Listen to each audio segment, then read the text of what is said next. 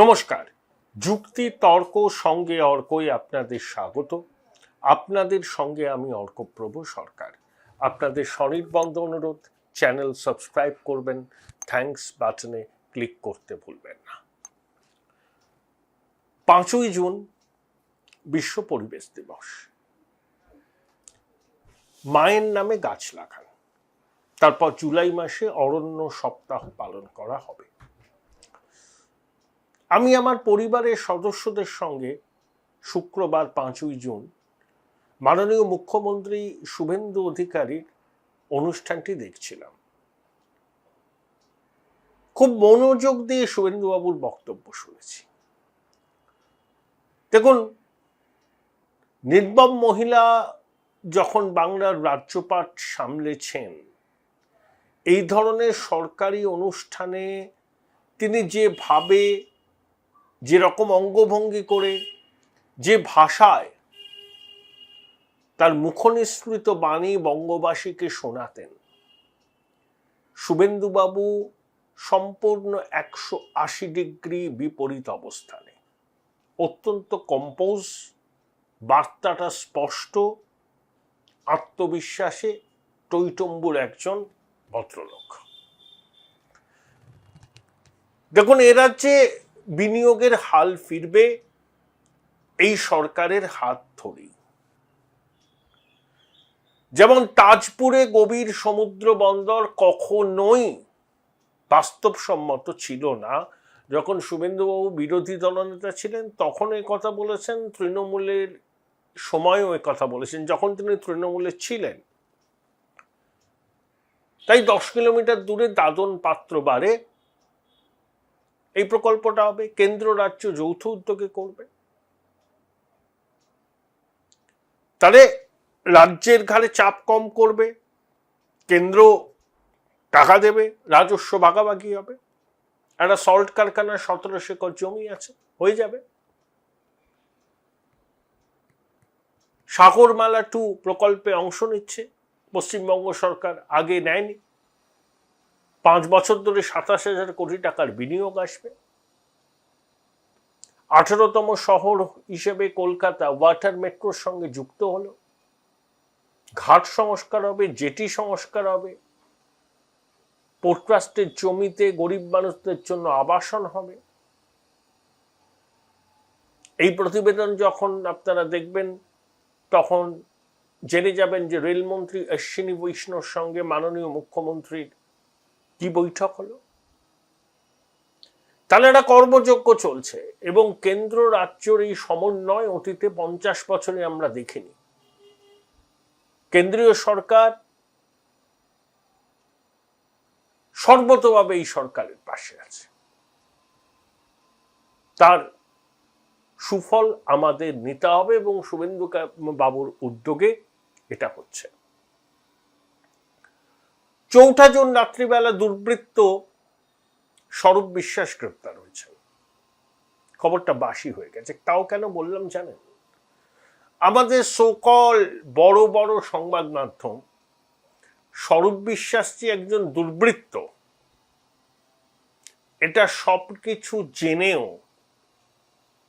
স্পষ্ট করে কখনো বলেনি। দড়ি মাছ না ছুঁই পানি, ওই 14 তলা থেকে বিজ্ঞাপন নিতে হবে। স্বরূপ বিশ্বাস যে দুর্বৃত্ত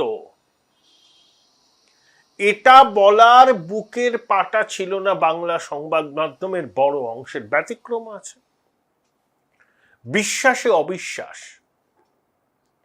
বলে একটা ধারাবাহিক করেছিল, তুলনায় স্বল্প পরিচিত একটি স্যাটেলাইট চ্যানেল, যার আগে নাম ছিল ট্রাইব টিভি, এখন বদলে হয়েছে কে টিভি। ধারাবাহিকভাবে করেছিল। তৃণমূল জমানায় ব্যবসার ক্ষতি হবে এই আশঙ্কাকে মাথায় নিয়েও বিশ্বাসে অবিশ্বাস বলে স্বরূপ বিশ্বাসের কুকীর্তির 7 কাহন কয়েক দফায় তারা হাজির করেছিল তাদের টেলিভিশনের পর্দায়। স্বল্প পরিচিত চ্যানেল তো, সেই জন্য হয়তো বড় অংশের মানুষের কাছে বিষয়টা পৌঁছয়নি। আমি চ্যানেল কর্তৃপক্ষের অনুমতি নিয়ে তাদের কথা আমার এই প্রতিবেদনে বললাম। মানে সবার মেরুদণ্ড কিন্তু বেঁকানো নয়, এই বার্তাটা দেওয়াই আমার মূল লক্ষ্য। এবার আসি আজকের প্রতিবেদনের মূল বিষয়। দেখুন, বহুরূপী বন্দ্যোপাধ্যায় পশ্চিমবঙ্গ বিধানসভার মাননীয় বিরোধী দলনেতা হয়েছেন। তার এই নতুন নামকরণটি আমি করলাম। আশা করি তিনি বিষয়টা খুব স্পোর্টিংলি নেবেন। মাননীয় অধ্যক্ষ তাকে স্বীকৃতি দিয়েছেন। তৃণমূল কংগ্রেস বলেছিল যে আমরা তো এক্সপেল করেছি, অধ্যক্ষ তাদের আইনের পাঠ পড়িয়ে দিয়েছেন যে একজনকে বহিষ্কার করার আগে তাকে কারণ দর্শানোর নোটিশটা তো দিতে হয়। এরা কিন্তু কারণ দর্শানোর নোটিশ দেয়নি। এই সত্যটা সহজ স্বাভাবিকভাবে তোলামূলের নিকট বলে দিয়েছেন মাননীয় অধ্যক্ষ। তাই বহুরূপী বন্দ্যোপাধ্যায়ের এখন আর বিরোধী দলনেতা হতে বাধা নেই। তারাই হয় কি আসল তৃণমূল। সেসব নিয়ে আমি কিছু বলছি না এখন, এই প্রতিবেদনে সেটা উপজীব্য নয়। আমার প্রতিবেদনের উপজীব্য হচ্ছে তোলামূলের রত্ন ভাণ্ডারের চাবিকাঠি কার হাতে থাকবে। কালীঘাট ক্যামাক স্ট্রিটের নাকি বহুরূপী বন্দ্যোপাধ্যায়ের, যারা নিজেদের তৃণমূল হিসাবে ঘোষণা করেছেন এবং বিধানসভায় বিরোধী দলের স্বীকৃতি পেয়েছেন আপাতত। এটা নিয়েই তো টানাপোড়েন শুরু হবে, কারণ ওটা রত্ন ভাণ্ডার, ইলেকটোরাল বন্ড, বিবিধ অনুদান, সব কিছু থেকে তোলামূল বিপুল অঙ্কের অর্থ বিগত কয়েক বছরে আয় করেছে। একটি জনপ্রিয় পোর্টাল আছে দ্য ওয়াল, সেখানে সৌভিক বন্দ্যোপাধ্যায় বলে একজন খুব সুন্দর একটি প্রতিবেদন পেশ করেছেন, তথ্য সমৃদ্ধ প্রতিবেদন। আমি সেই প্রতিবেদন থেকে কিছু তথ্য আপনাদের সামনে নিয়ে আসছি। তোলামূলের আয় কত সেটাই আপনাদের বলার আমার লক্ষ্য। নির্বাচন কমিশনে ঘোষিত তৃণমূলের গত 5 বছরের মোট আয় 2024-25 আর্থিক বছরে মোট আয় ছিল 219 কোটি 35 লক্ষ টাকা। 2023-24 আর্থিক বছরে মোট আয় ছিল 646 কোটি 29 লক্ষ টাকা। 2022-23 আর্থিক বছরে মোট আয় ছিল 333 কোটি 45 লক্ষ টাকা। 2021-22 আর্থিক বছরে মোট আয় ছিল 545 কোটি 74 লক্ষ টাকা। আর 2020-21 আর্থিক বছরে মোট আয় ছিল 132 কোটি 53 লক্ষ টাকা। এর উৎস কি? এআইটিসির ইসিআই অডিট ফাইল এবং এডিআর মাই নেতা প্রতিবেদক এই সূত্রকে কোট করেছেন। ইলেকটোরাল বন্ডে তো তৃণমূল কামাল করে দিয়েছিল। এডিআর মানে অ্যাসোসিয়েশন ফর ডেমোক্রেটিক রিফর্মস, তাদের বিজেপির পর সব থেকে বেশি লাভবান হয়েছে তোলামূল। বন্ডের মাধ্যমে তারা পেয়েছিল বলতে পারি অ্যাস্ট্রোনমিক্যাল অ্যামাউন্ট। একটা আসানসোলের ওপারে যে দলের কোনো অস্তিত্ব নেই, তারা 1592 কোটি 52 লক্ষ টাকা পেয়েছিল ইলেকট্রাল বন্ডের মাধ্যমে। তাতে লটারি কোম্পানি থেকে শুরু করে অনেকে ছিল। যেমন future gaming and hotel services 542 কোটি টাকা। হলদিয়া এনার্জি লিমিটেড, বলে দিতে হবে এই কোম্পানির কর্ণধারকে, 281 কোটি টাকা। ধারিওয়াল ইনফ্রাস্ট্রাকচার লিমিটেড 90 কোটি টাকা। এমকেজে এন্টারপ্রাইজ 45.9 কোটি টাকা। আরো একটা যে বলছি না, আইএফবি অ্যাগ্রো 42 কোটি টাকা। চেন্নাই পিসিবিল ছোট ছোট আছে। তাহলে ইলেকট্রাল বন্ড সুপ্রিম কোর্টের নির্দেশে বন্ধ হয়ে গেছে, তবে ইলেকটোরাল ট্রাস্টের মাধ্যমে 2024-25 আর্থিক বছরে প্রায় 185 কোটি টাকা পেয়েছে অনুদান, যার মধ্যে 153 কোটি টাকা এসছে সরকারি ট্রাস্ট মারফত। এর উৎস হচ্ছে প্রুডেন্ট ইলেকটোরাল ট্রাস্ট, তারা দিয়েছে 92 কোটি টাকা, টাইগার অ্যাসোসিয়েটস দিয়েছে 50 কোটি টাকা এবং প্রোগ্রেসিভ ইলেকটোরাল ট্রাস্ট দিয়েছে 10 কোটি টাকা। তাহলে বর্তমান তহবিলে কত টাকা আছে? 2024 সালে লোকসভা নির্বাচনে তৃণমূল খরচ করেছিল প্রচুর, প্রায় 228 কোটি টাকা। আর এবারের বিধানসভা নির্বাচনে এখনো তারা চাঁদা রিটার্ন ফাইল কিছুই করেনি। অনেকের ধারণা এই মুহূর্তে তৃণমূলের তহবিলে Join Runux Institute of Hotel Management, New Town, offering guaranteed global placement in hotel, hospitality, aviation, hospital and culinary management. কম করে 800 কোটি টাকার মতো আছে। এটা আমি খুব কনসারভেটিভ এস্টিমেট বললাম, অনেকে বলছেন ওটা 1000 কোটি টাকা।